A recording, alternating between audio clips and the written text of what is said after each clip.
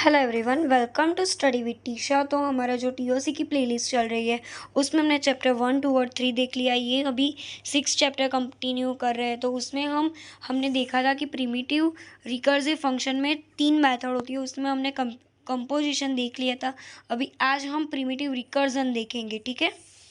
तो the second building operation is called primitive recursion. ये second जो मेथड है बिल्डिंग ऑपरेशन की वो क्या है? Primitive recursion. तो वो क्या है? तो primitive recursion is a method of defining new functions from old functions. यानी कि ओल्ड फंक्शन जो हमने सीखे थे ना, उसमें से हम न्यू फंक्शंस बनाएंगे। द फंक्शन हीज, यानी कि जो हम पहले बनाते हैं उसके रिलेटेड से हम दूसरा बनाएंगे, ऐसे। The function is defined through function f and j. Primitive recursion when h, x and o is equal to f of x and h, x ये क्या है? सक्सेसर y, ठीक है। ये ऐसा आएगा यानी कि सक्सेसर होगा, ठीक है। Is equal to g, x, h and X and Y, ठीक है। तो उसमें क्या बोल रहे हैं? ये दो हमारे है फंक्शंस, ठीक है। तो इसमें एफ एंड जी क्या है? कॉम्पिटेबल फंक्शन है। क्या है? Compatible function. There are two equation, ये हमारे 2 इक्वेशंस है। When each second argument is 0, यानी कि ये जो है ना, ये सक्सेसर वाई, वो जब भी 0 हो ना, ये वाला 0 हो, तभी हम फर्स्ट वाला यूज़ करेंगे, और एल्स हम ये वाला सेकेंड वाला इक्वेशन यूज़ करेंगे, ठीक है। सेकेंड आर्ग्यूमेंट जब 0 हो तब हम फर्स्ट इक्वेशन अप्लाई करेंगे, and when it is not 0, यानी कि 0 ना हो, तो हम सेकेंड वाला यानी कि सेकेंड वाला इक्वेशन यूज़ करेंगे, ठीक है। Successor function in second equation enforces the condition that the argument be greater than 0, यानी कि 0 से बड़ा हो, ठीक है, तभी ये यूज़ करने का, और hence the first equations apply, ठीक है। मैं आपको एग्जांपल सिखाती हूँ, उससे आपको अच्छे से पता चलेगा, पर ये वाला कर लेना, ठीक है। 0 आए तभी हम फर्स्ट वाला यूज़ करेंगे। मिनिमल केस हो एंड द सेकेंड अप्लाइज कब करेंगे? एवरी अदर केस, ठीक है। 0 आए तो फर्स्ट, ठीक है, और 0 ना आए तो सेकेंड वाला करेंगे, ठीक है। To solve the function by primitive recursion, when the second argument of h is 0, the function is equivalent to the some known function f and phi we computed. Okay, ठीक है, आपको एग्जाम्पल सिखाती हूँ कि हमारे पास फैक्टोरियल का example है। 1 factorial is equal to 1, ये हमें पता है, ये हमारा फर्स्ट इक्वेशन है। और n फैक्टोरियल क्या बोलते हैं? ये हमें सबको पता है कि n इंटू n-1, ये हमारा सेकेंड इक्वेशन है, ठीक है। तो उसमें हम लोगों को फंक्शन बना देते हैं, तो क्या F of N is equal to 1 और F of N is equal to N into F of n-1, ठीक है। ये कब यूज़ होगा? ये फर्स्ट वाला जब भी n इज इक्वल टू 1 होगा तब। अब जब 1 से बड़ा होगा तब ये वाला फंक्शन यूज़ होगा, ठीक है। ये हमने पढ़ा था।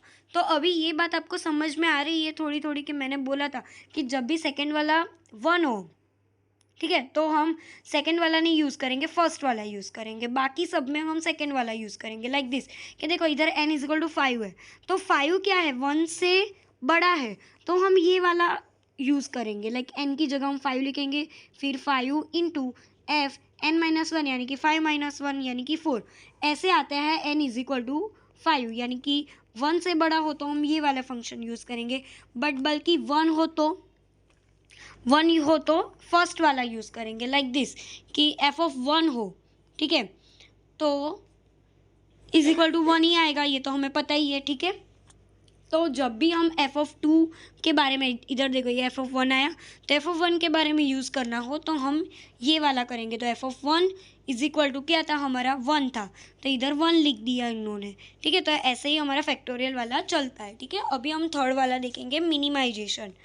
तो this operation finds the smallest X such that F of X is equal to 0, यानी कि सबसे कम वाला फाइंड करेंगे और उसको इज इक्वल टू 0 बोलेंगे।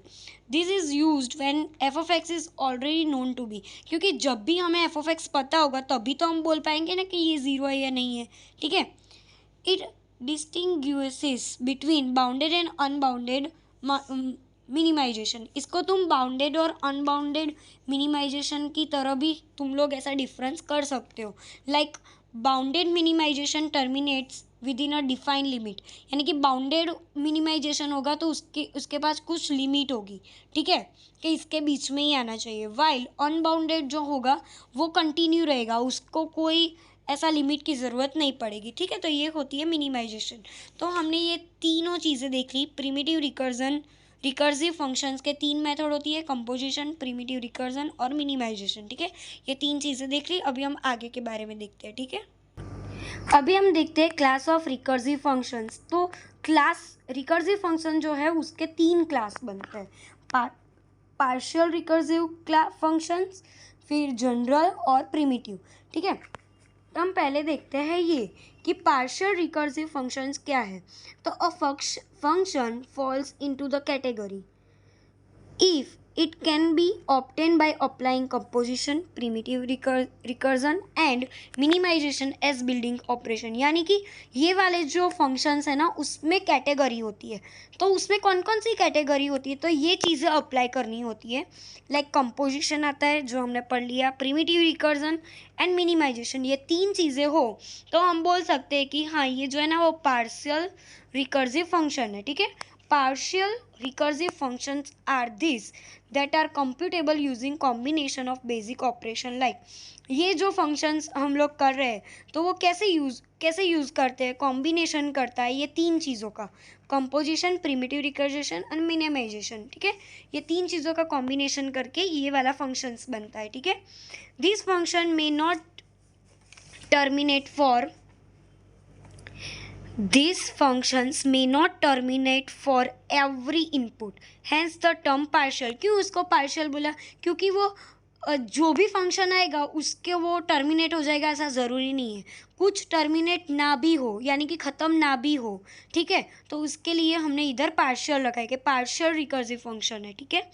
दे might have some inputs for which they do not produce an input, ठीक है। कुछ इनपुट्स ऐसे भी आ जाते हैं कि जिससे उसको आउटपुट ना भी मिले, ठीक है। Example of partial recursive function include various computable functions that can be express using the building operations mention, ठीक है।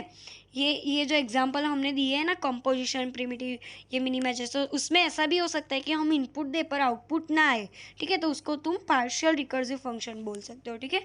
अभी हम जनरल रिकर्सिव फंक्शन देखते हैं कि this category includes functions that are obtain by applying composition जो पहले था इसमें भी कंपोजिशन है, प्रिमिटिव इसमें भी था तो इसमें भी प्रिमिटिव है, फिर इसमें मिनिमाइजेशन था तो इसमें भी मिनिमाइजेशन है बट अनबाउंडेड, ठीक है। वो कंटिन्यू चलता ही जाएगा, जब तक आउटपुट ना आए तब तक वो चलता ही जाएगा, ठीक है।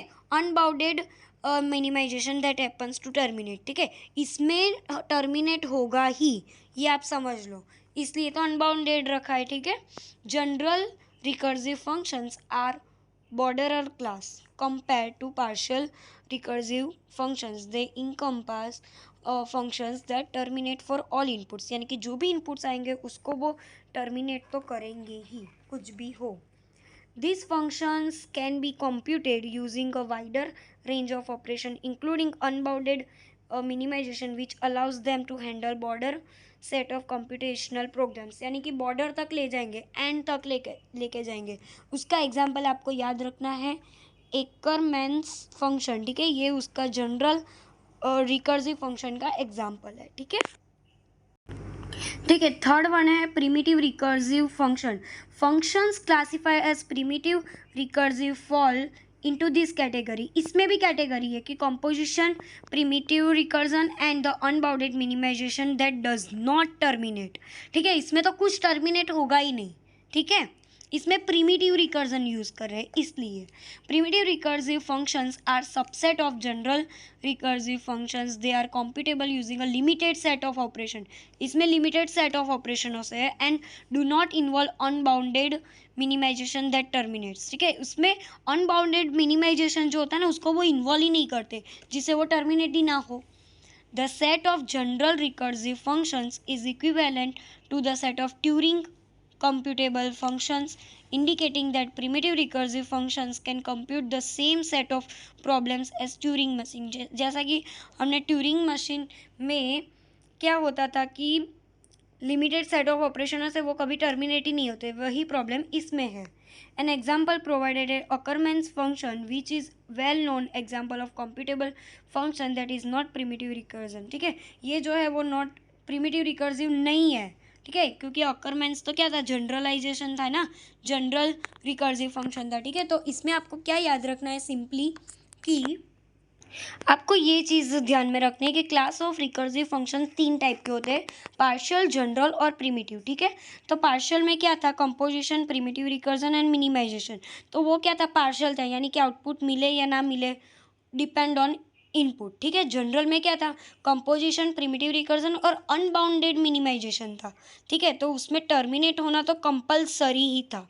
ठीक है, जनरल में उसका एग्जांपल था ये था ना अकरमेंस फंक्शन, वो वाला। और प्रिमिटिव में क्या है, कंपोजिशन है, प्रिमिटिव भी है, अनबाउंडेड है, बट वो टर्मिनेट नहीं होता है, जैसे कि एग्जांपल में हम ट्यूरिंग मशीन लगते हैं। ठीक है, तो ये चीज़ होती है। ठीक है, अभी थोड़ा ही टॉपिक बचा है, उसके बाद ये चैप्टर भी खत्म हो जाएगा। ठीक है, आपको कोई भी डाउट हो तो मेरी Instagram ID study with Trisha पे आप मुझे डीएम कर सकते हो। ठीक है, लाइक शेयर सब्सक्राइब और कमेंट करना मत भूलना जो आपको वीडियो अच्छा लगे तो। ठीक है, thank you for watching, thank you.